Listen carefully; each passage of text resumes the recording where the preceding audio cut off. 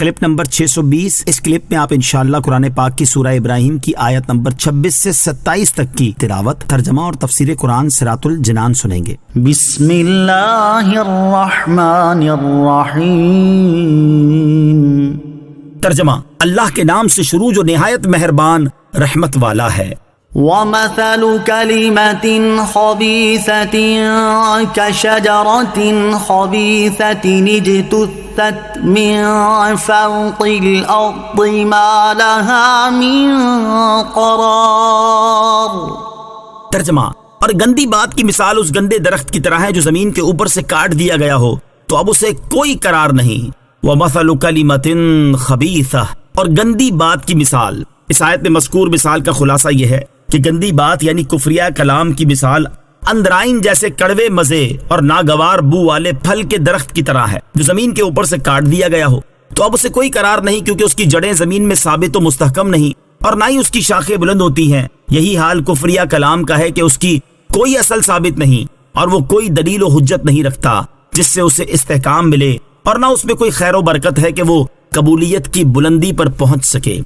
يثبت الله الذين آمنوا بالقول الثابت في الحياة الدنيا وفي الآخرة ويضل الله الظالمين ويفعل الله ما يشاء۔ ترجمہ: اللہ ایمان والوں کو حق بات پر دنیا کی زندگی میں اور آخرت میں ثابت قدم رکھتا ہے، اور اللہ ظالموں کو گمراہ کرتا ہے، اور اللہ جو چاہتا ہے کرتا ہے۔ یثبت اللہ، اللہ ثابت رکھتا ہے، یعنی اللہ تعالیٰ ایمان والوں کو دنیا کی زندگی میں کلمہ ایمان پر ثابت رکھتا ہے کہ وہ آزمائش اور مصیبت کے وقتوں میں بھی صبر کرتے ہیں، ایمان پر قائم رہتے ہیں اور راہ حق اور سیدھے دین سے نہیں ہٹتے، حتیٰ کہ ان کی زندگی کا خاتمہ ایمان پر ہوتا ہے، اور آخرت یعنی قبر میں بھی اللہ تعالیٰ انہیں ثابت رکھتا ہے، کیونکہ قبر آخرت کی سب سے پہلی منزل ہے۔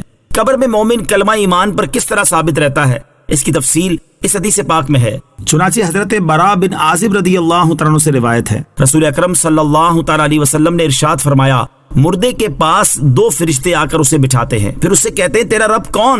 وہ کہتا ہے میرا رب اللہ ہے۔ پھر کہتے ہیں تیرا دین کیا ہے؟ وہ کہتا ہے میرا دین اسلام ہے۔ پھر وہ کہتے ہیں یہ کون صاحب ہے جو تم میں بھیجے گئے؟ وہ کہتا ہے وہ رسول اللہ صلی اللہ تعالیٰ علیہ وسلم ہیں۔ فرشتے کہتے ہیں تجھے یہ کیسے معلوم ہوا؟ وہ کہتا ہے میں نے اللہ عز و جل کی کتاب پڑھی، اس پر ایمان لایا اور اسے سچا جانا۔